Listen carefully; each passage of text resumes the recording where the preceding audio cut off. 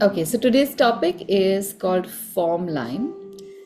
This is the native art of the Pacific Northwest. So I'm sure you must have come across a lot of this art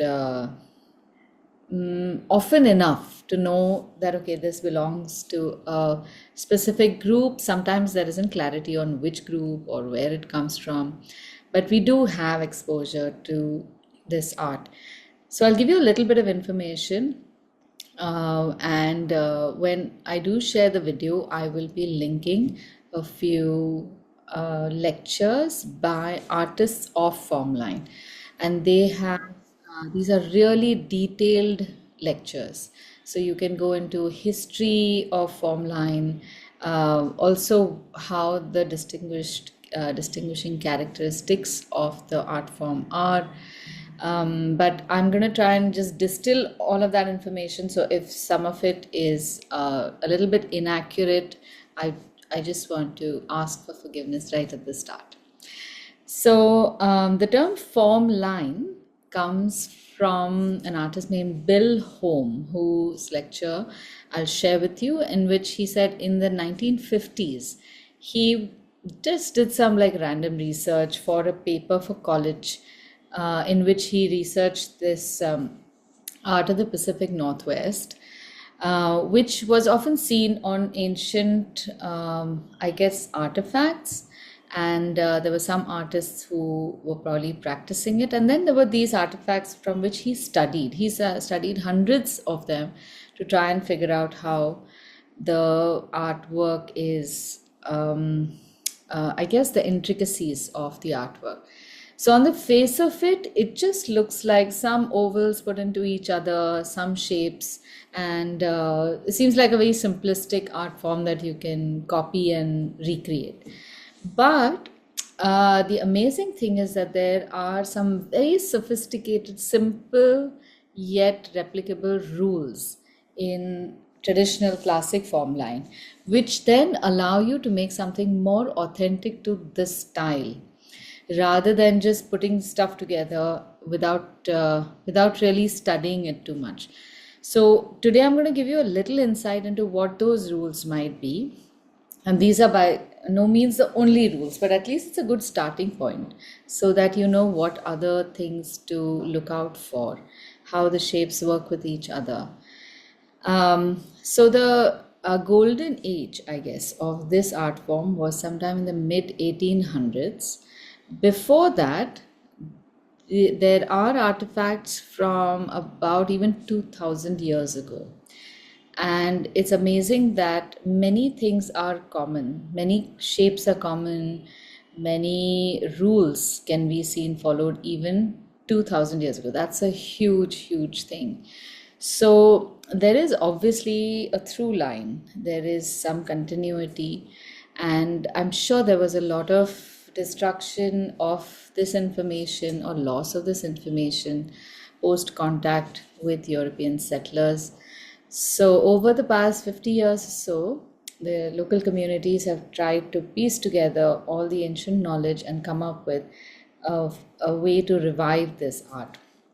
So now in the area, at least around Vancouver, that's the west coast, you will there is a wonderful gallery over there, and there's a lot of art of this style made by local artists.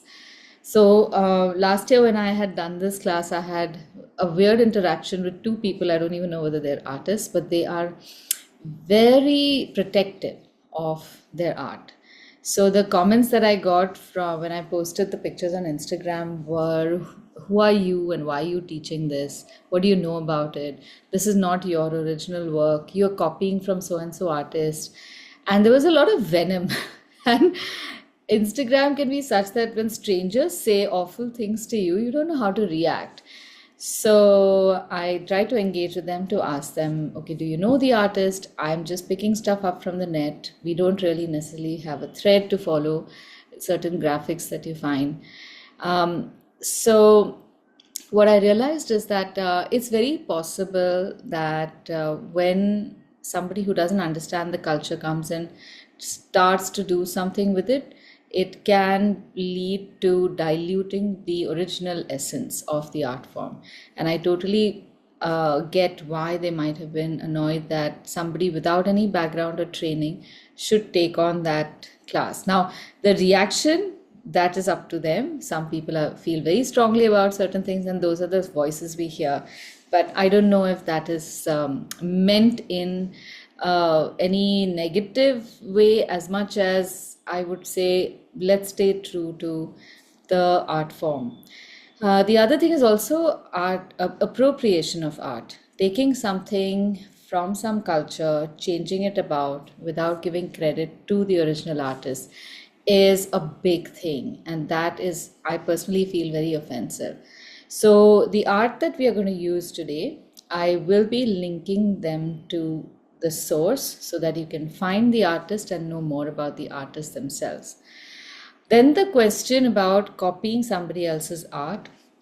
Thankfully, in one of the lectures, I came across an artist who has himself said that since so much of the information about the art is lost, they have lost terminology, they have lost certain techniques. They themselves have had to study and copy the older art forms. So, as long as it is acknowledged that this is another art form and not one's own, copying is a great way of learning more about that art form. So I just want to put it out there. You will find a range of artwork. I guess, no, not two. One example of that also I've put in the pictures, where I want to speak about how to identify what may be authentic form line and what might be modern. And it's breaking certain rules in Formline. So I'll just show you the pictures and I can speak about that a little more in detail. The term Formline is quite interesting. It comes from, I guess, a fusion of two aspects in art. One is form and one is line. So you start off with any art form starts off with a line. And with line, you create a certain form, and then the form you will add color and texture, and through all of these things, you create a composition. So this comes down to literally the basics in philosophy of art, I would say. We don't need to get there, but form line is such a beautiful term where it draws from those basics, but what it's trying to say is the line itself becomes the form. So it does not, essentially this art form is creating forms out of different lines, different thicknesses of lines, and they're not to be seen as shapes as much as shapes that get created because the line moves in a certain way. So it's different. Like if I were to draw a person, I will use a line to create the form, and then you see the form, and then you identify the form. The line loses its identity once the form is created. But in this case, the line is seen. Once you understand this, then you can really see how the edge of the line, edge of the thickness makes an impact in the overall composition of this art. And that brings out a certain crispness to the artwork that you would not pay attention to if you didn't understand the term. So here are the samples that I was speaking about. If I were to just give you a picture like that and ask you to copy it down, you would find it's not very difficult. You would just look at it and say, okay, I know this line, I can draw this line. This is easy. You will create sizes and whatnot, grids, and create that. Then you will, if you see all of them, you'll notice that a few things are common. There are very few sharp edges. The sharp edges seem to be only in things like the eye or where a certain form ends. But you don't see very squarish, boxy shapes. Everything is rounded. There's also a lot of nesting, shape within a shape within a shape. So if we were to truly look at this as a painting, we are seeing the tail end of this art form. Originally, this art was practiced on objects like wood or maybe even bone, and the designs were carved into the the surface. So, what you often come across is a shape that molds itself to the given surface. You can almost imagine that this probably was a piece of wood which was in a particular form, and then the bird was fit into that shape. So, because we don't see that this design is a carving, we can end up taking liberties in spreading the wings a bit too much or creating shapes that make no sense. But when you think of it as a carving, you know that there are limitations in space distribution. And another thing you also realize is that when you carve, you need to have a line that goes through and through and not create any overlaps. So that is very unique about this design or these designs. They're all flat shapes. You will see the head from one side only. You don't see a three-quarter view. You don't see half an eye coming from that side. So that is also unique. Either you see the shape from the front or you see it from the side, but you never see it at three quarters. And often, or you would never see something like this, which is two designs overlapped on each other. If we were to see this as novices, you say, oh, that's nice, it's the same art. It's like these shapes are here, and here you have the shapes that come one on top of the other. But carving this design would be near impossible. This is possible because this is on paper. So, although this design could be following the authentic rules of Formline, in terms of flatness of design, it veers away. And I don't know whether this could be a very accomplished artist who is now pushing the boundary and making the artwork more contemporary. In that, I suppose the artwork makes a lot of sense. So, in order to be able to appreciate these little aspects, it helps to understand the rules. So these could look like really old timey designs. This would look more contemporary. And if you take this further, then you can also bring this design into more contemporary use. So I'll go over the rules a little bit. And what we'll do is on our page, we will make the rules on one side. In the back of the page, we will make a rough illustration of the graphic that we are going to recreate. And then in the front, we are going to recreate it using those rules and that rough work. So our options, I think we can do this bird today, the first picture that I've shared. This looks very nice. Now, in my limited understanding, I think this seems to be an authentic design, but again, I would like to plead that I am not an expert and I'm trying to understand from all the information that I have studied.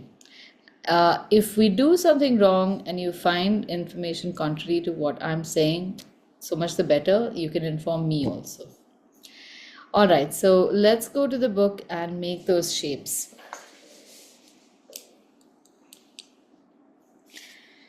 So the basic form or the spine, the grandmother of all shapes that we create, is called an ovoid.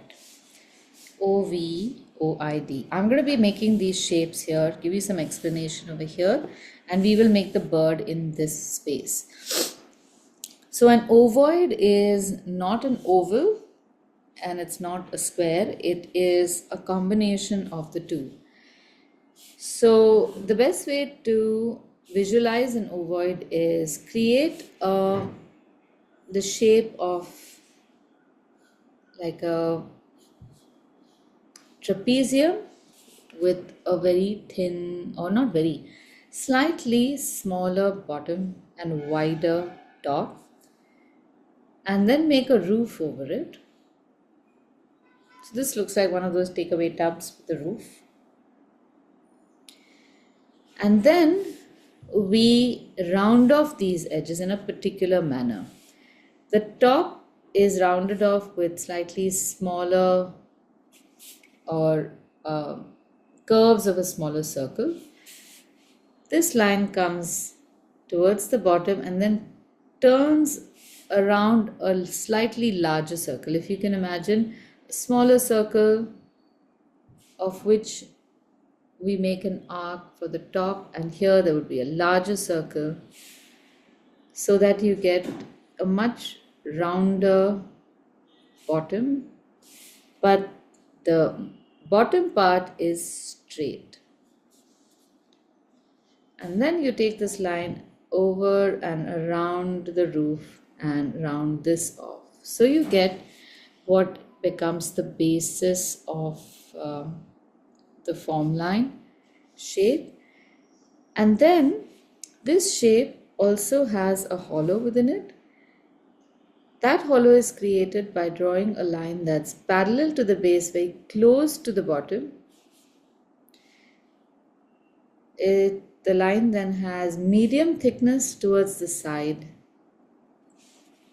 and it's a lot thicker on top. So different communities play around with this proportion.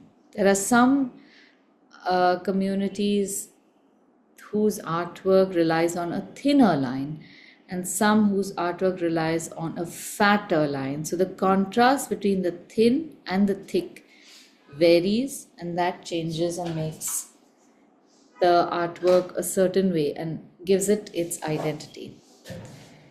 So let's try recreating this with pen.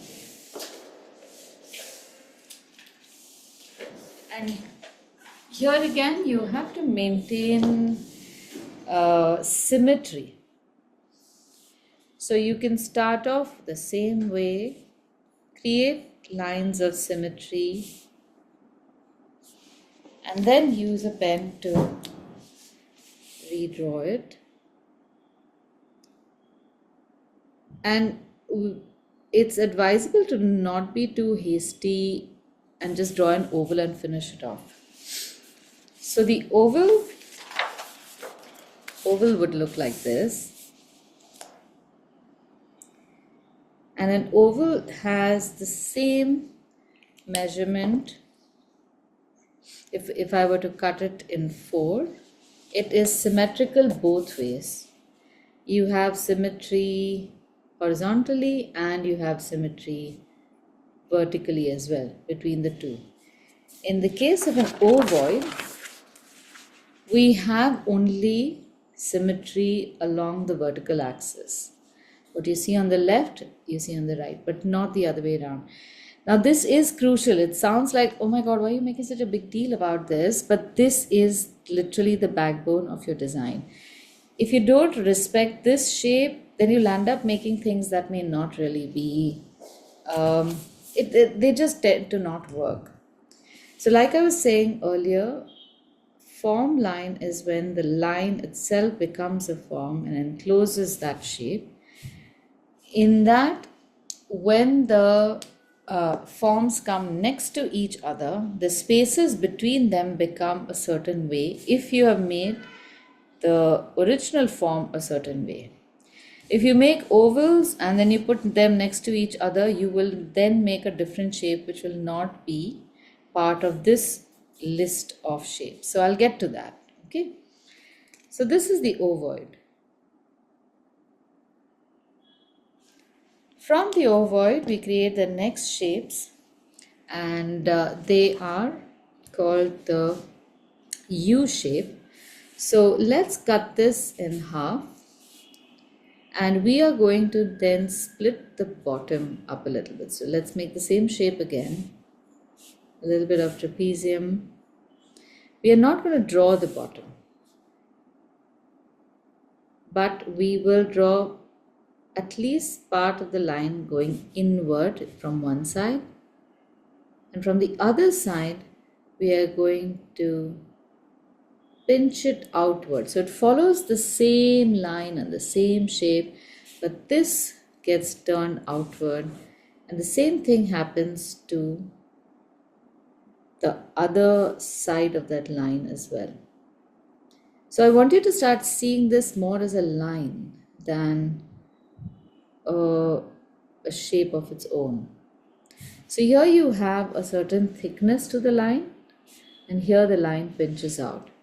Now these are two forms. You can use it like this also. You can use it like this. So this can lead to a shape or two shapes which are like this. That's one. And then you have the same shape with a certain amount of thickness on the sides as well.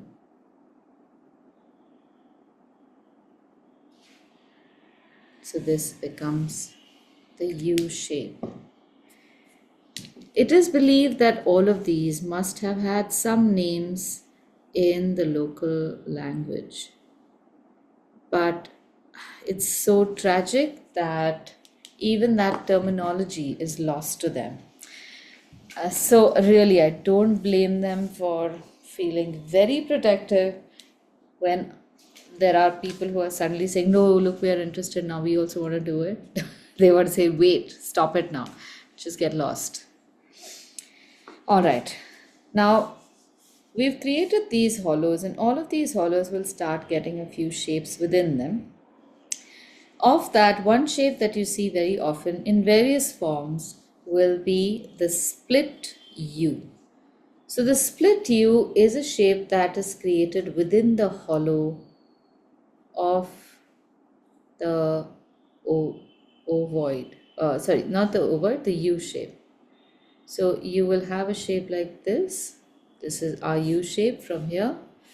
And within this, you will have a shape that's really beautiful, that again forms most of the secondary shapes in this. So you make a line that's almost parallel to the inside edge of this thickness, rounds off at the edge. It's rarely ever a straight line. And then right in the center, you create a split. So again, this line goes inward a little bit, turns like so. So you get a very beautiful, graceful shape like that.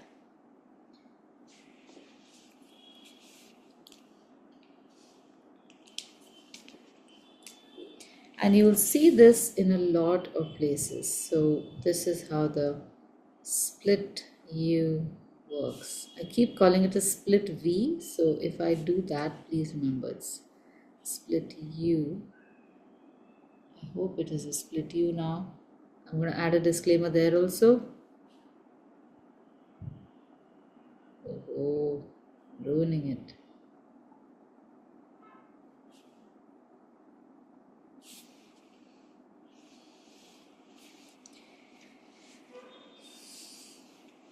Now these become the shapes which are the building blocks of the design.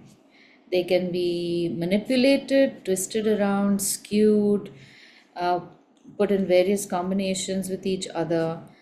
And then there are a few other shapes that are necessary for these shapes to be visible.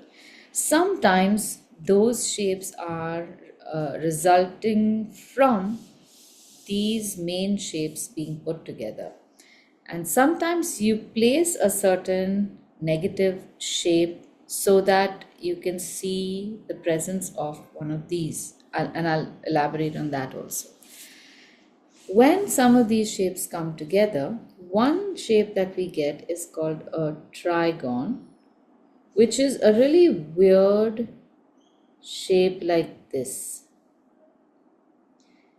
So this is one of the shapes, but can you see that this is probably just flanking two or three of these kinds of shapes? Like you would have one ovoid over here, one ovoid or U shape here, and then another ovoid here. So what remains in the negative space becomes a trigon. This shape can change and become something else also. Then you have crescents. These are often placed in areas where two shapes are so close together that there's a danger of them losing their identity, so losing an edge. You want to make a crescent there. This may be artificially placed. And then there is just a circle. So the trigon often doesn't have to be drawn. It is something that you just have to maintain and not paint over. The others, they do exist in the negative, but maybe they need a little more, uh, I guess, shining. The circle we have to just place.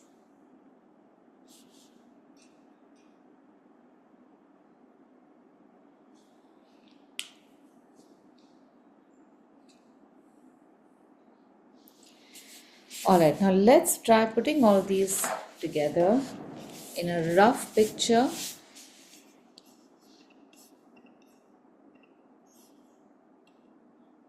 And let's use this for reference. Now, the body of the bird looks a little odd to me. You know what? Let's do this bird instead. I think this has better potential.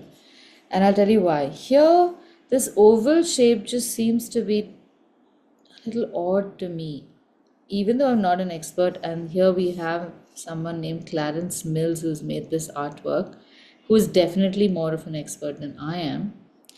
I feel that this oval shape is too precise.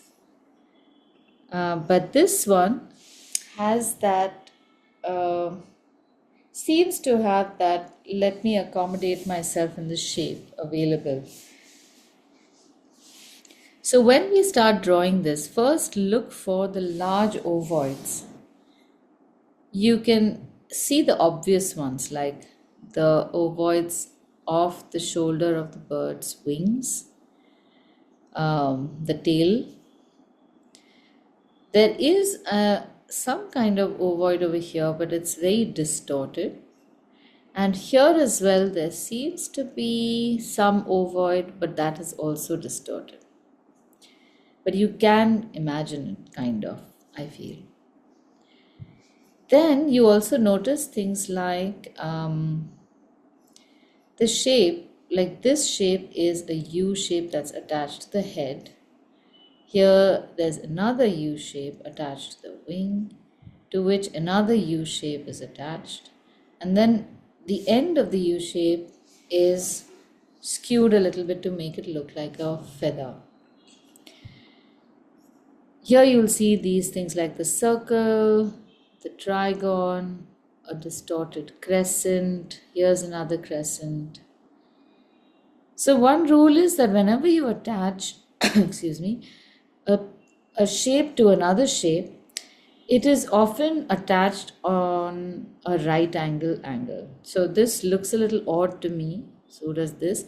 I would have thought that it gets attached like this, but I'm not going to argue with an expert. We'll copy the design the way it is, and then we can reflect on it. So we start off with first creating these ovoid shapes as basic shapes, and then we will give them their body.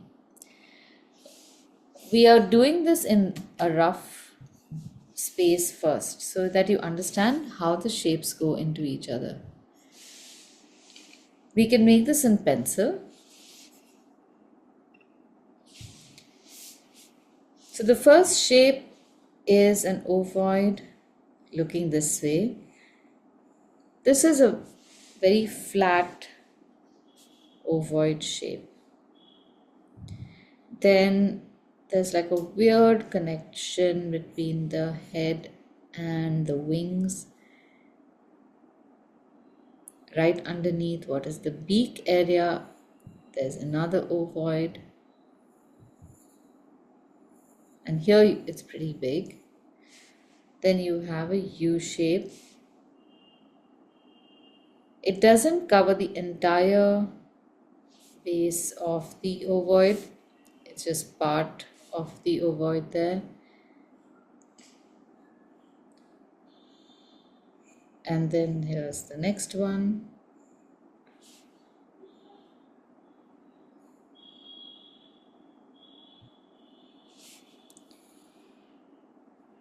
So you see how just these shapes can be skewed and made into other forms. So when you have complete freedom to do whatever you want, you'll end up doing. Um, I guess sometimes it can be fun, sometimes it can be a little intimidating. But when you practice something like this, you realize that even with a few basic shapes and rules in place, you can create graphics that can be very compelling.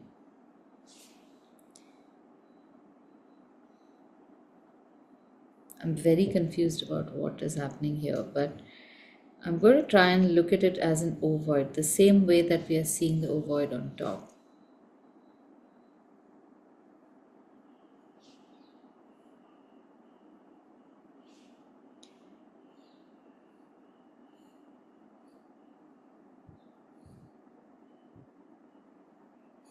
And then we have 3 U shapes attached to the bottom.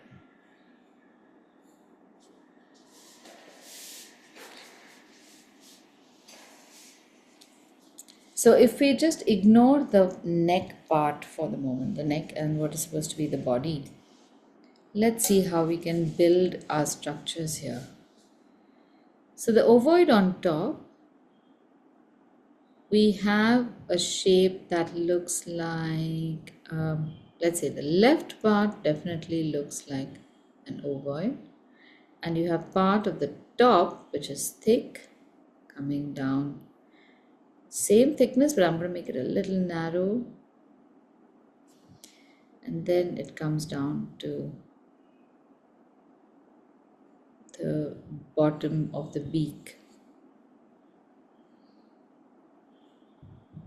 And then there's a modification in the line. So I'm just going to modify it and keep it like that so I can at least see this ovoid. And extend just the inside of the ovoid outward to create the beak. Here the shape is slightly distorted so that the beak becomes narrow. Let me do that.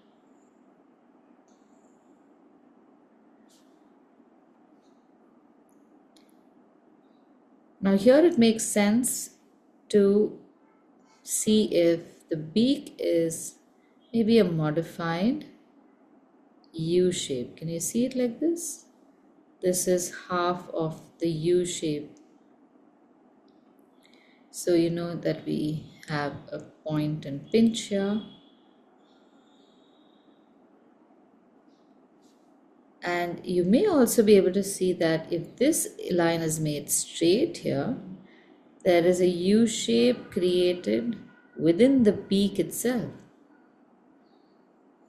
You see that you can identify that from the hollow that's created. So this is a U shape, this is a U shape. Now this is my interpretation. And I could be right, I could be wrong, but I find that because we know that these shapes are used in creating the design, it becomes very easy to interpret it in that manner and recreate. Now inside this we have 2 split U shapes. I'm not able to draw them very clearly, so I'm just indicating them here. And then there's a line that goes around it, which is also like a hollow U shape. So we have primary shapes, which are usually black, secondary shapes, which are usually red and they are smaller. So they are almost like after the primary shapes have created the main form, the secondary shapes come in and do a little bit of detailing. And then we have the tertiary that are usually fine lines.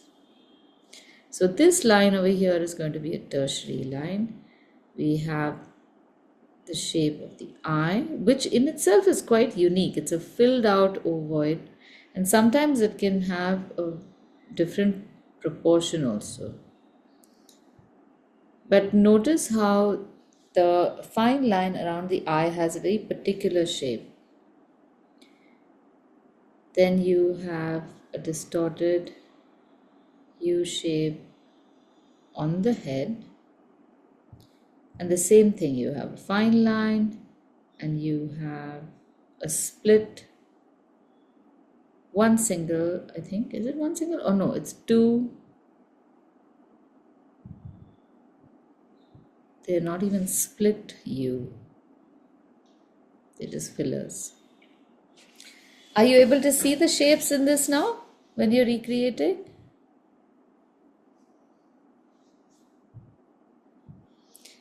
Yes, Aditi. Yeah. Okay, so now we'll leave this part and I'm going to show you how the body and the neck gets created after we create the other forms. So the lines that we make over here will give us the body. It's beautiful how it comes together. So let's make this primary shape ovoid. It's much rounder actually. Rounder.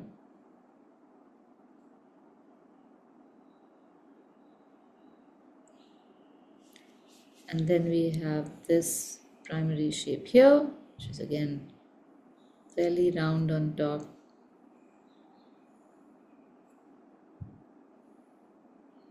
When I say top over here, I'm only seeing the thick part as the top, even if it's turned on its side. Now, here's the magic. You create a U shape, slightly flat over here, and you notice how, oh, not yet, wait. Then you create a U shape from the other shoulder, right? Now, do you see how at the end of this U shape here, you can see the edge, and you could also see the edge that comes from the head. And we are about to now create a trigon. So I'm extending the thickness of the U shape on the left shoulder right up to the edge of the trigon. And this is how we get our body. Isn't it amazing? I just love it. It's like right there and you don't see it till you finish these shapes. And this trigon is the only thing that shows you where these U shapes are, and I wouldn't be too surprised if because of this crescent shape here, we also see how the ovoid over here is generated. So the body is not a mystery anymore. You know exactly how it gets created through these distorted figures. My mind was blown when I discovered this. So a bunch of artists have different names. The term trigon is used by an artist named Steve Brown, who has a 6 hour long lecture in 2 parts. You must watch it. Whereas the artist Bill Home calls this a relief trigon, because he says this trigon, if you're authentic, this trigon gets created by the neighboring shape. So it's actually a relief. It's a negative space that just comes if you make the shapes around them authentically. So he said, look, I would like to call it a relief trigon, but it's up to the artist. So you will come across this lovely debate and discussion. Why I enjoy having a discussion like that is because terminology is so important when you are either studying an art form or even recreating or cataloging it. If you do have terminology, great. If you intend to recreate terminology and fit it, then fit it to the design in such a way that even historic designs should be should find comfort in these new definitions, then you really need to study the almost like the true identity of all these elements.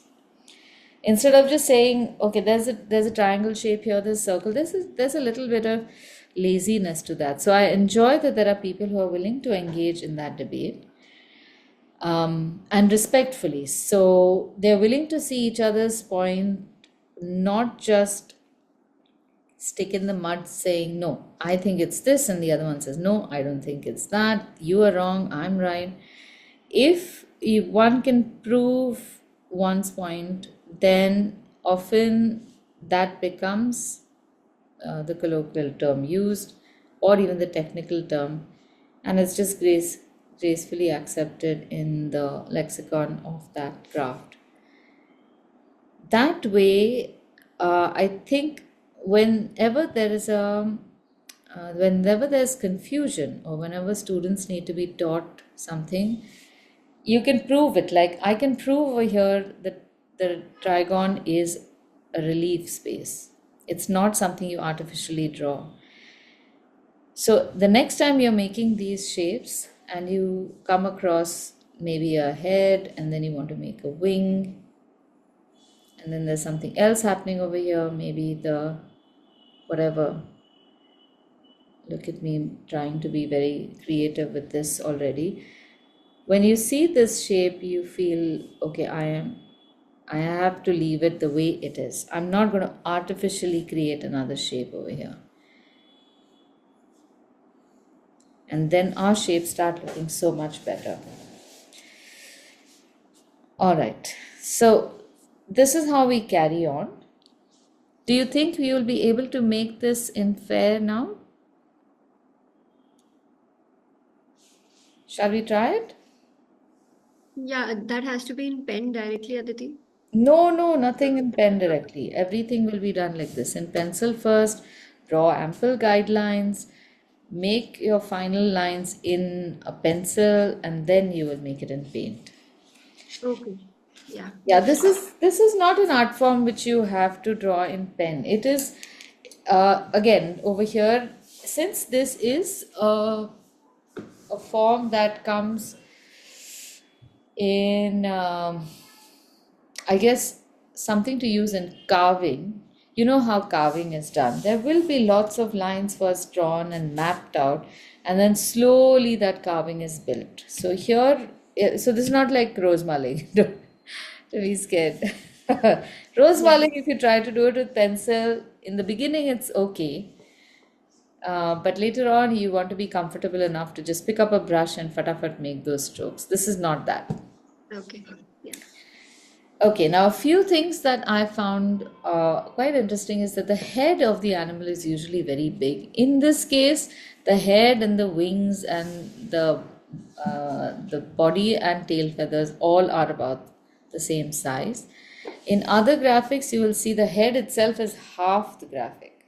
That is mostly the case with Formline. There's an artist named David Boxley whose lecture is also wonderful about this. He has a 4-part lecture series which you should watch. I'm going to just be posting the first lecture, then you can find the remaining as well.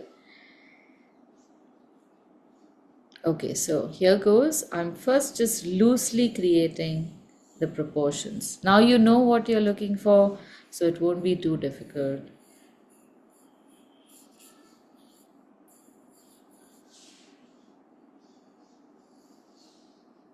So just make the main form and the rest will follow.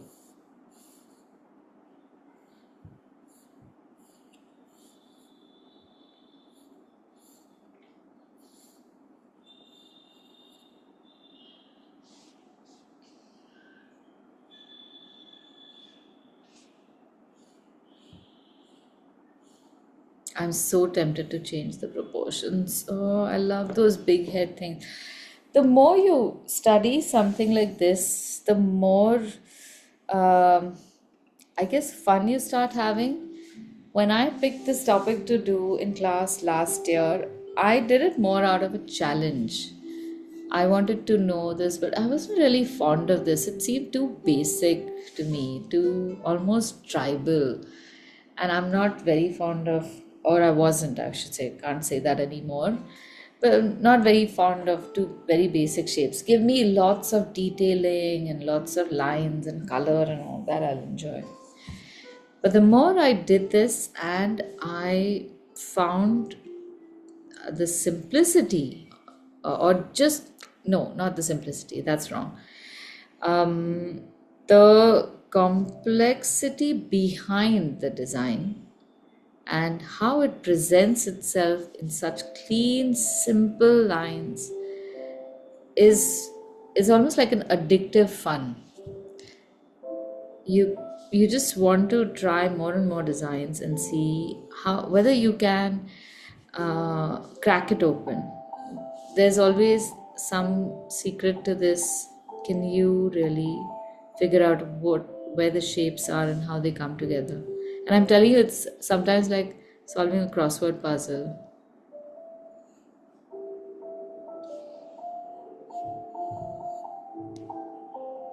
And the more you make these shapes like how they're intending to be, it just becomes even more fun.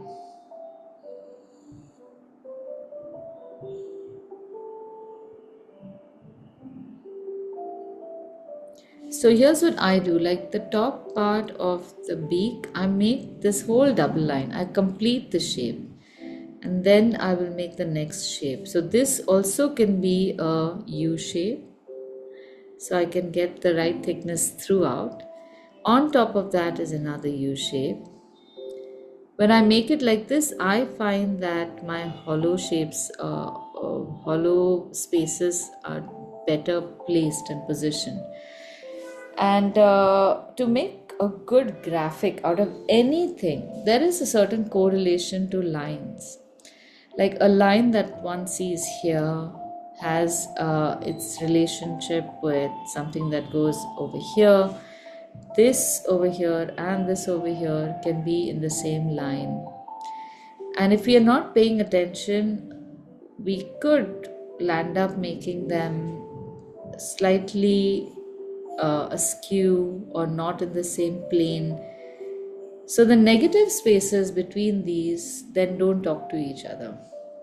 There is an alignment, and you wonder why your picture is not looking good. We focus so much sometimes on the positive that the negative space is doing something else that we forget to acknowledge.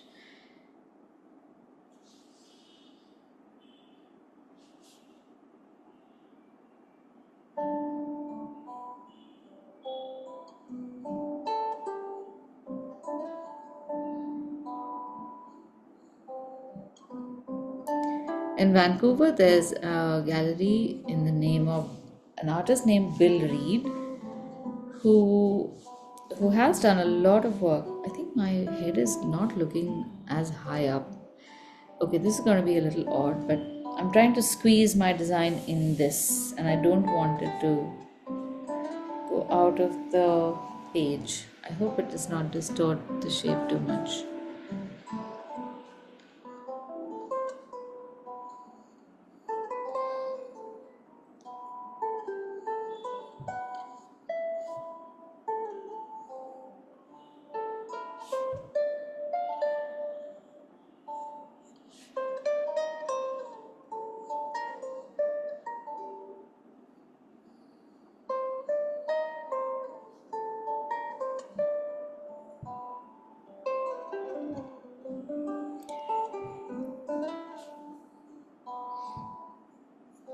Alka, did you have that Rosemarling box?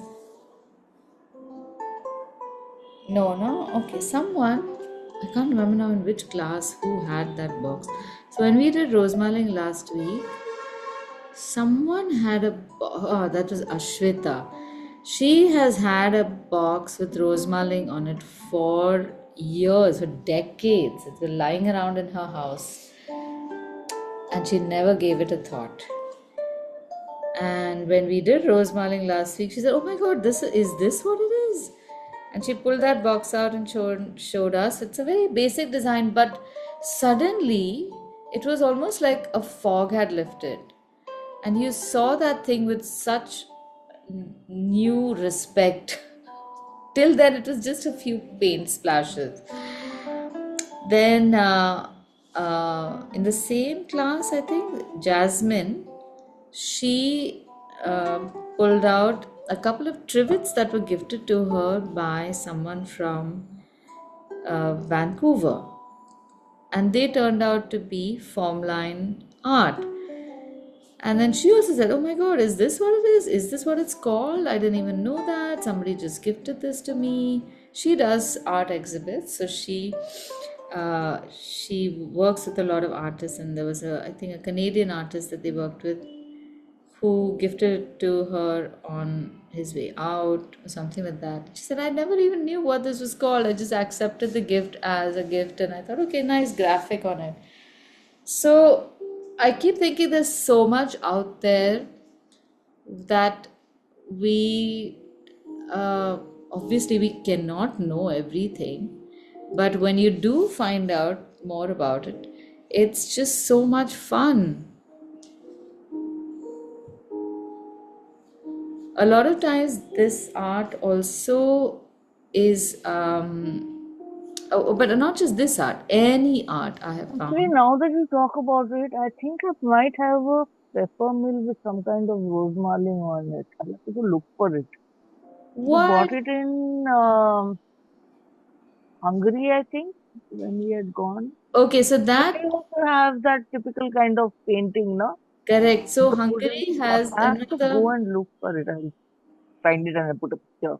You should, because Hungary Yeah. also has a similar artwork. It may not be Ah. the same, Yeah, it may not be but the same, but it's very similar, I think. very similar, using brushstrokes and creating Ah. florals. Again, now you'll see the motifs and you'll try to start looking for I similarities. have to go look for it. So here's one thing with art I found. A lot of times, as an artist, I'm often asked, "What is the purpose of art? What do you do, and why do you think it's important?"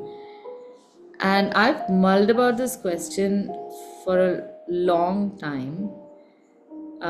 Not just the art that I do, but art in general. And there was a wonderful answer given to this question. I mean, there are lots of sources for wonderful answers. One of them was in a movie called Monuments Men. I don't know if you've seen that.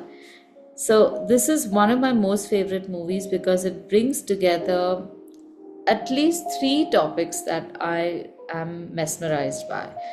Well, two of them are topics, and one of them is a different thing. So, one is art. The whole movie is about art. Second thing is art during wartime. So, this is a Second World War movie. I love war movies. Then the cast has all my favorites. Matt Damon, George Clooney, I think there's Stanley Tucci also in this. So it was like complete Nayan Suk watching this movie. All these guys in brilliant uniforms. I think uniforms look great. Men in uniforms look really good. And then all these people are supposed to be art related to art. So there's Matt Damon plays the director of a museum, and there are 6 or 7 guys who are trained to go into Europe, into the war, to save artifacts which are being whisked away by the Nazis. So there is a debate at that time when someone says, "Look, you're going to put your life in danger. It's just art. Do you really want to save it? And why do you want to do this?" And they make a very interesting point saying that it's not just art, this is evidence of our civilization. If you remove this, you remove evidence that we even existed. There was ever a way of life. So, art, in one way, amongst the many other things that it serves as a cultural artifact from where you know through just its existence what it stood for. And for any culture to develop and to mature and to, I guess, progress, you need to have that kind of um, tug. You need to have a sense of identity. And that's where you start building from. It's a fascinating subject. I wonder if anyone has done some research on this. Many times, so anytime you have an invader going into another country, they start destroying stuff not just to destroy, but they want to cut that thread of identity. And that we don't, I don't think we pay too much attention to it because we have not sensed that. We have not been thrown out from some place, or we've not been invaded and our identity been squished, at least us in this generation. But I'm sure if we were to find statements by people whom it's happened to, like maybe Goa had a lot of people who had to be moved when the Portuguese came, so they moved inland, their temples were destroyed. they, I'm sure they will feel that sense of vulnerability, that our identity is being toyed with. And without that, then where do we go? We don't have a place, we don't have just an anchor to build from. So when we see an artifact like that, it's just the forms, the colors, the choice of topic also, the birds they use. Often the topic would be something like a beaver, a bear, or whales. All of that is from there. I doubt if in this style you would ever see a kangaroo. And if somebody is making a kangaroo in this style, that's like serious fusion. So, in that also, it shows the culture. So you must try and catch the movie. If we ever do like another meetup, I think I should organize for that movie to be seen.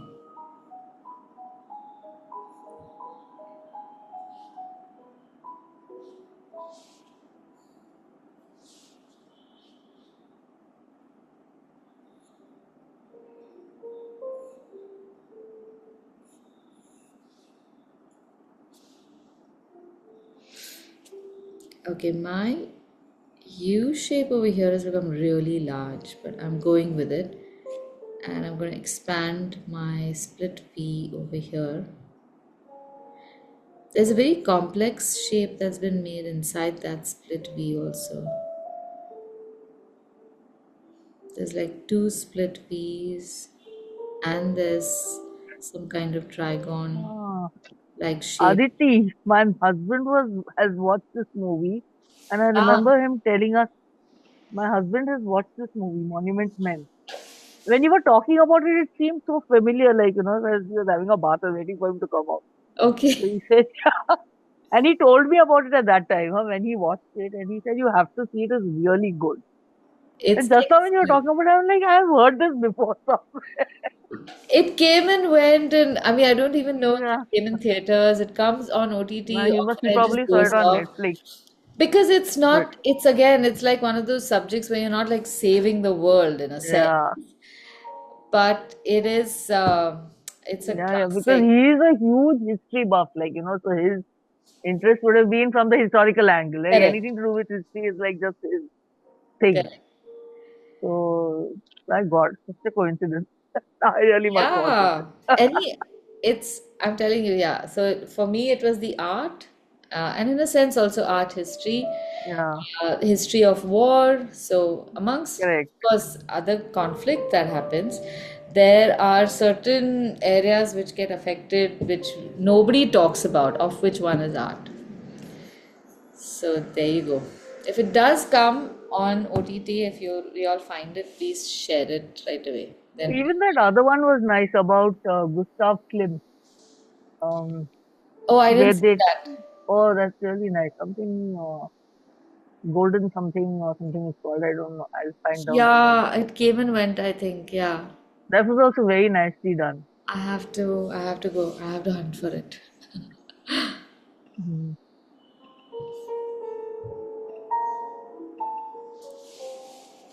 Okay, back to the bird.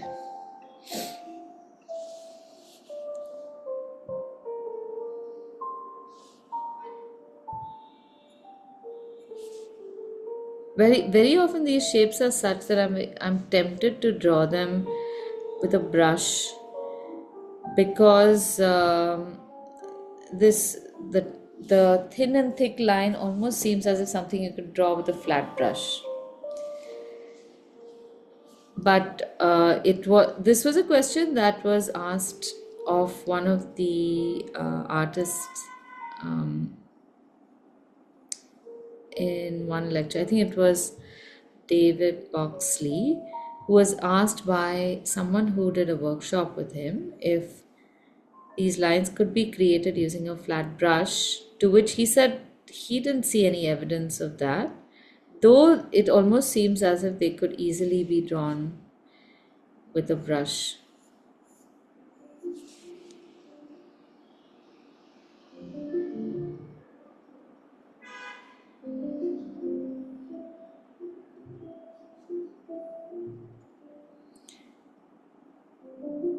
So that's the next thing that can happen, where someone could take a cue from this ancient art and start recreating that in brush form, and then it would be more calligraphic.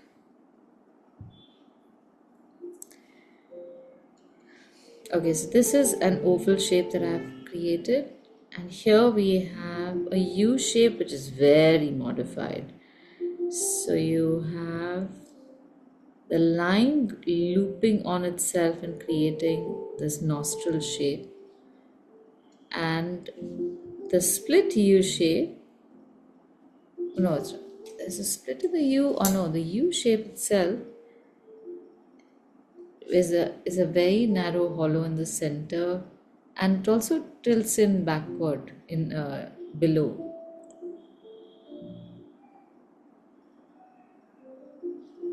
Fascinating.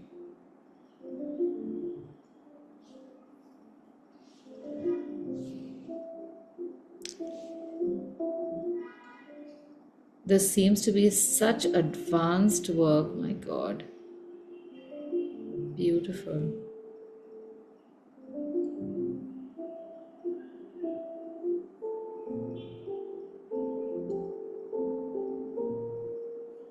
Another very lovely trigon shape created over here.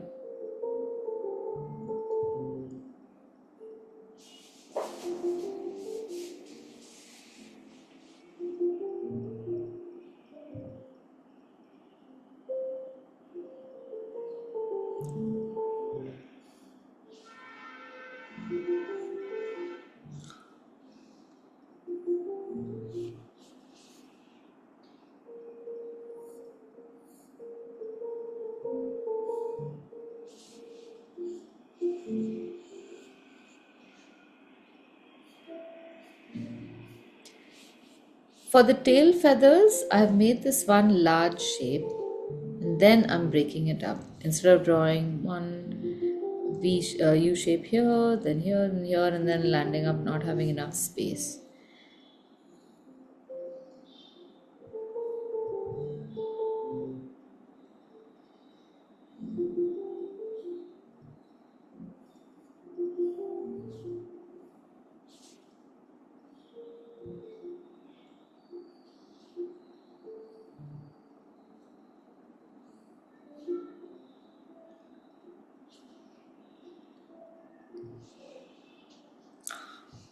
Oh, this has gone so far.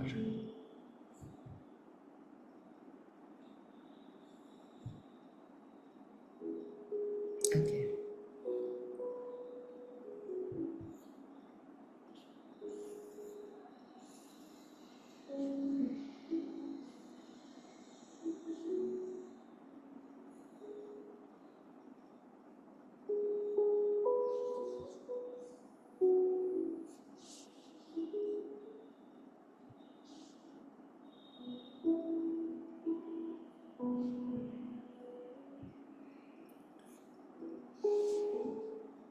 For coloring this, we can go back to same colors that we'd use for rose mulling. So if you used acrylics, you can use acrylic here. If you use poster, which I did, I'm going to use poster color so that I get nice flat blacks and reds.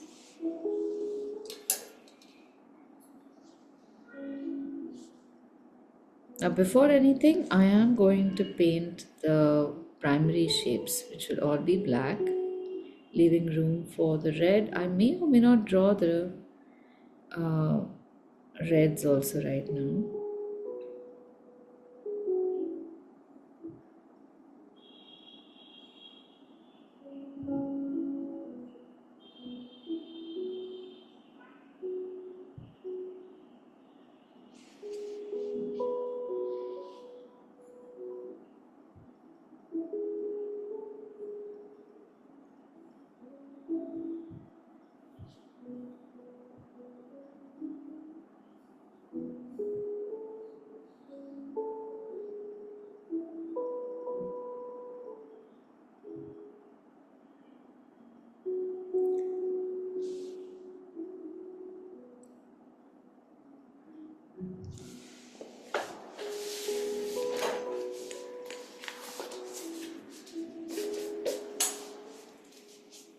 I'm going to start making the outline in black pen first, and then I'll start painting. I've rehydrated my black color poster color, so in the time that I finish making this outline, hopefully I will make it usable again.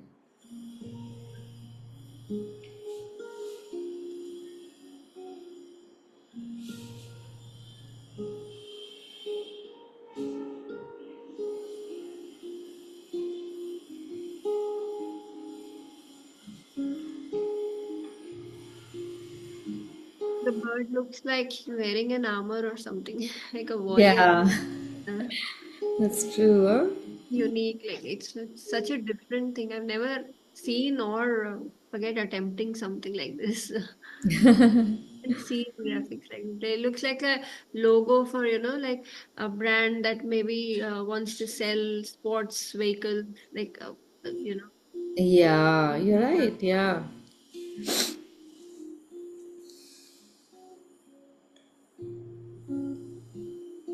I'm sure this lends itself very well to logos and like t-shirt designs and things like that. Yeah, exactly. Because this has like a very unique, you cannot interpret it in several ways. It's like distinctly coming out as something very warlike or sporty or, very True, true. cozy. Yeah.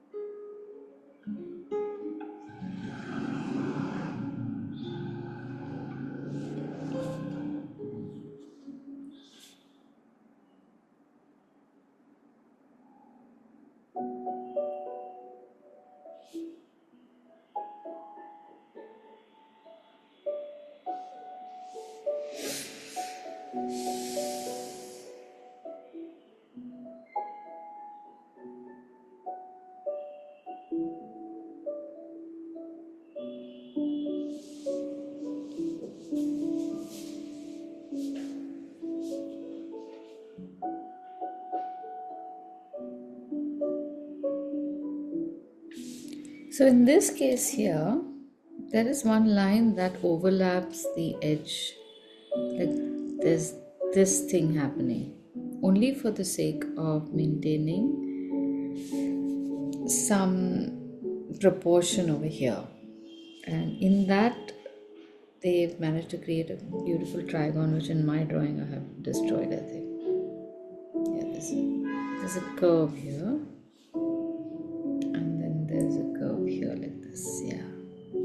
So this red trigon, it's created there.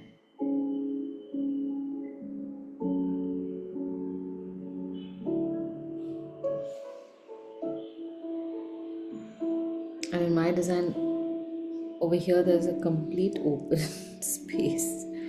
I don't think it's supposed to be that way, but the wing went too far out.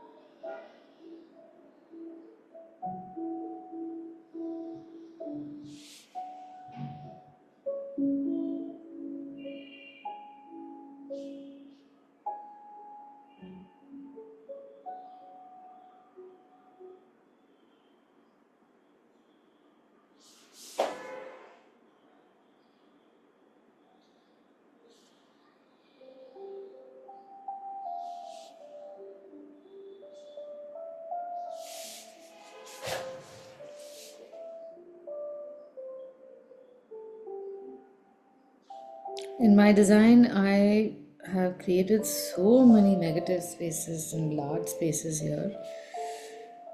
I could have probably kept them even snug. Maybe I'll extend the line a little bit.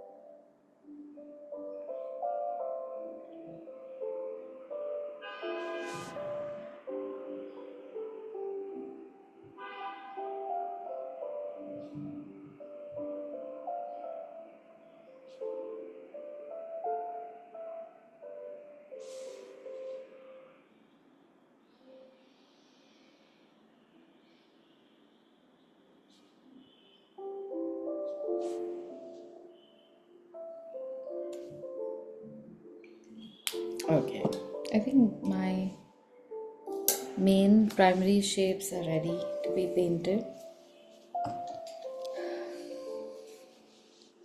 So I'll paint these for now, and I think we're gonna run out of time because it's already 11. We have another 10 minutes. So I'll paint this and then I will make a process video of painting the rest, which I will attach to the tail end of the video of our recording, so that you can see the, at least maybe it'll be in fast motion, but you'll see how the rest is built. But you don't really need to see that. You will know by now how to place those elements.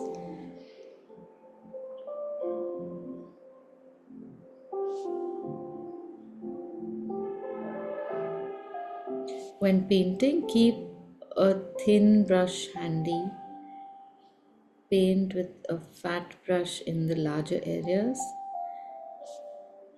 And again, over here, it will help if you follow the brush in the area that we are making the stroke, so that you don't paint over those negative relief spaces by mistake.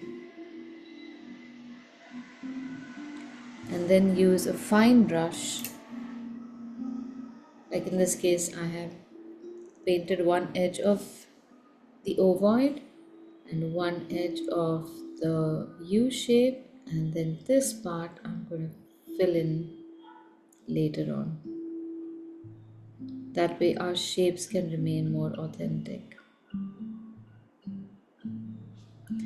Since we're painting this in a poster color, you can erase the lines after painting also.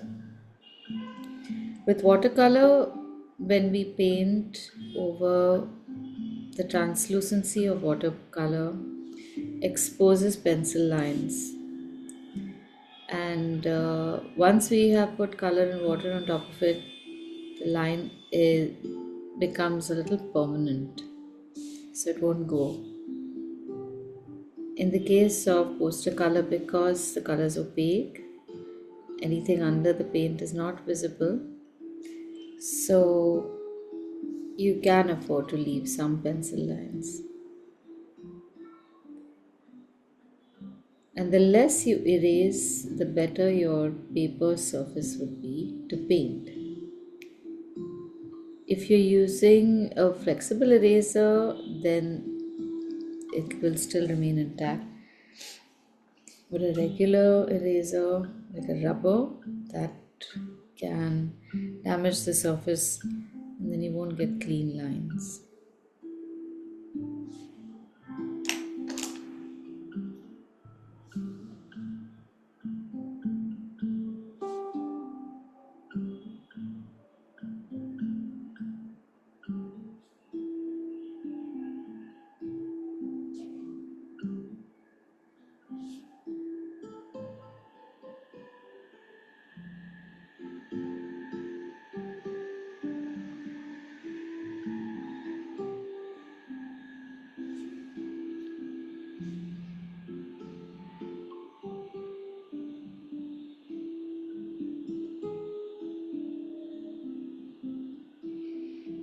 Even Bill Murray is in that movie, Monuments Men.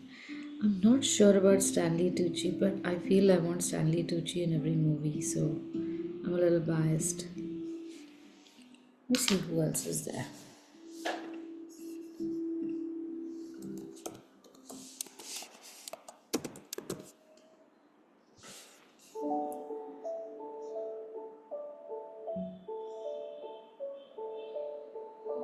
Oh, there is a guy who wears glasses, who reminds me of Stanley Tucci, but that's not him. What a waste! So sad.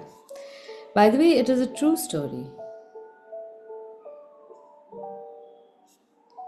I'll share the article from the Smithsonian, in which they've mentioned this, who are the people and what they did there.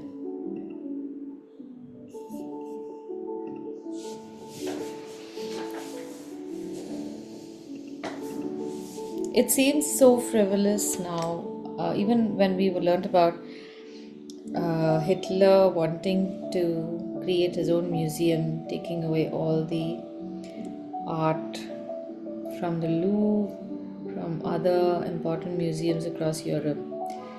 And I'm thinking, why would you need to take art? I don't understand what's wrong with you. How does this help? Really, I could not make the connection. I don't know whether culturally for us, because we are not exposed to this kind of art, it it doesn't sink in. Like, I didn't grow up going to galleries. I don't really have. None of us really have an affinity for like a particular artist's work. So maybe it's a cultural thing already. For us, maybe also historically, we are aware so much of our art was plundered, taken away to other countries. But other than just feeling a little bit of being a miffed a little bit, I've not come across anyone who is going to carry a morcha to the British Museum saying, "Give us back our XYZ." So I think our relationship with art itself is very different. Whereas with Europeans, I feel that a lot of their approach to life involves a lot of art in various forms, one way or another. The value of art as a commercial product in that culture has always been differently seen than in our culture.